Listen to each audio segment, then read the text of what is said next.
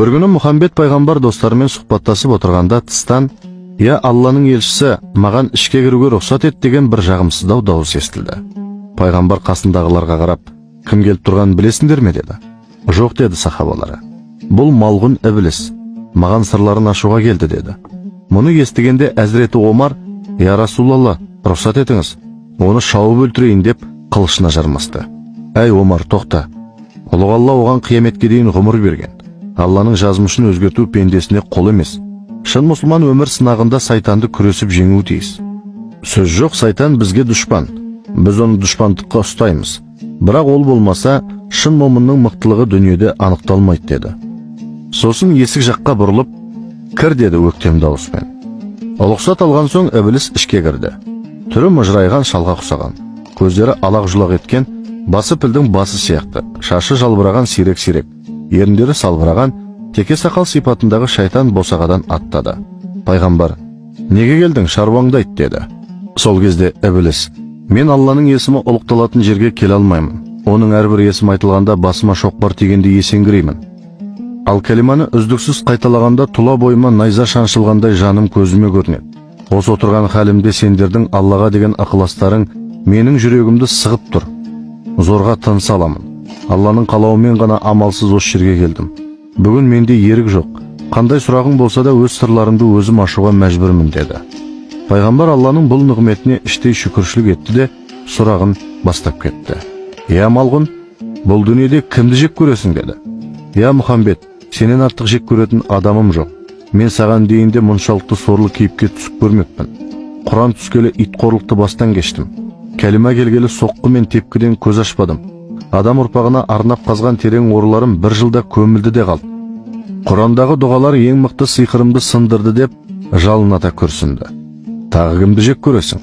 Әділдікпен ел билеген патшаларды, іліміне амал қылған ғұламаларды, Алла жолына мал жұмсаған жомарттарды, сахар тұрып хаққа жылаған тақуаларды жек көремін. Кіммен өш боласың? Несібесін адалдан табатын, үнемі Құдайға шүкіршілік ететін адамға өш боламын. Аңдыған дұшпаның кім? Арамды ауызға салмайтын жүрегі таза момындар, Тәңір үшін тауазы болып, мінезін кібірліктен тазартқан жандар, хақтың жолында дос болғандар, ел жұртына өнеге насихат айтқан қариялар, ықылас пен ізгілікті мұрат еткен ақ жүректер. Шынайы құлшылық сені қандай күйге түсіреді? Безгек дертіне ұшырап тұла бойым тітіркенеді. Момынның көзінен жас аққанда мен бейне мұхит суына тұншыққандай күйге шемін. Аптап ыстықта ораза ұстап ауыз бекітсеше, қол аяғым байланып ауыз ашқанша тар қапасқа қамалам. Құран оқығанда қандай жағдайда боласың? Тұз суда қалай ерісе, қорғасын отта қалай балқыса, мен де сондай күйге түсемін. Таза пейілмен садақа берсеше, риясыз садақа мені қылышпен екіге бөліп тастайды. Неге олай? Себебі садақа берген адамның мал мүлкіне береке дариды. Алла тағала оның риясыз садақасын жаһаннамға өткізбейтін биік дуал етіп тұрғызады. Ол пенде қаптаған бәле жаладан аулақ болады, мизамда таразысы ауыр басады. Уа малғұн, сүйікті достарың кім? Өсім қорлар, жанашыр жақының кім? Зинақор мен өтірікші, сенің құлдарың кім? Айықпайтын маскүнемдер, құрметті қонағың кім? Ұры-қары, сырласың кім? Сиқыршылар, кімдер саған шабыт сыйлайды? Талақ айтып ақ некесін бұзатындар, сүйіктің кім? Құлқынның құлы болып тағаттан мақұрым қалғандар. Қазнашың кім? Зекетсіздер, кімдер саған бақыт сыйлайды? Ақылы маталған надандар, тәніңді кім паршалайды? Тәубе қылып тура жолға бет бұрғандар. Бауырыңды не өртейді? Тәңір үшін кешірімшіл адамдар. Жүзің неден қараяды? Жасырын берілген садақадан. Не нәрсе сені буындырады? Саған салауат жолдаса, буына бастаймын. Жолыңды кімдер байлайды? Жомарттар. Құрған тұзағың неден құриды? Ғалымдардың сұхбатынан. Әбубәкір Сыдық туралы не айтасың? Ол надандық дәуірінде маған мойынсұнбаған еді. Исламға кіргеннен кейін иманның шырағына айналды. Омар туралы ше, оны көрген жерде жан ұшырып қашамын. Ал Оспан ше, одан қатты ұяламын. Әли жайлы не дейсің? Күні түні Әли менен, мен Әлиден аулақ жүрсем екен деп тілеймін. Сенің де Раббыңнан сұрап алған нығметтерің бар ма? Мен Алланың дәргейінен қуылар кезде 10 түрлі нығмет сұрадым. Біріншісі, адам баласының арамнан жиған малына ортақпын. Екінші, бісмілләсіз ішкен асқа араласам. Кімдегім арам іске ниет қылса, оның атын қамшылаймын, адамға көрінбеймін, қияметке дейін өлмеймін, жүректен жай сұрадым, адамның қанында ағып жүремін, ғұсылсыздың көмейіне ұя салам, қалауымша көбей аламын, дүниеге үстемдікті мен жүргіземін, Алла сұрағанымды түгел берді деді. Сол кезде пайғамбар: ей ібліс, біраз сырың ашылды. Осы сұхбат талай тақуаның сабақ алуына себеп.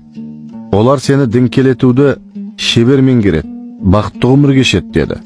Шайтан миығынан күліп: я Мұхаммед, мен де қарап қалмаспын. Қияметке дейін адам ұрпағын азғырамын деген сертім бар. Үмбетің тұрмақ арғатаң адам пайғамбарды пейіштен шығарғанмын.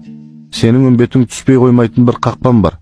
Мен оларды Алланың разылығына емес, адамдардың мақтауына үйір қылам. Кез келген амалына рияны араластырамын. Рия олардың амалдарын іріген сүттей ыдыратады. Бұл риядан құтылса, Алланың ықыласты құлдары ғана құтылады деді. Ықыласты құлдар кімдер?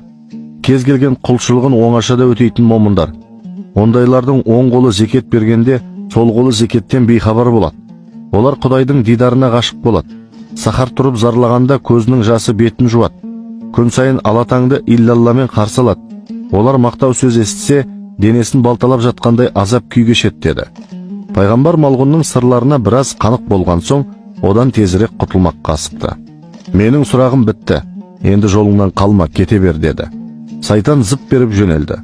Ол көзден ғайып болған соң, пайғамбар қасындағы серіктеріне бұрылып: ана малғұнның не деп кеткенін естідіңдер ғой. Ешқашан шынайы құлшылыққа жетпей, азғырудан аман қаламын деп күтпеңдер. Кез келген салих амалыңа рия араласса, бәрі бекер болады. Дүниенің мысалына қараңдар. Дихандар ала жаздай белін жазбай еңбек етеді. Күзде қырман-қырман астық жинайды. Қамбаға сақтайтын күні бір шырпыдан от шығып, қырман өртенетін болса, бір жылғы еңбек зая кетеді. Адам ғұмыры да солай. 60 жыл құлшылық қылады.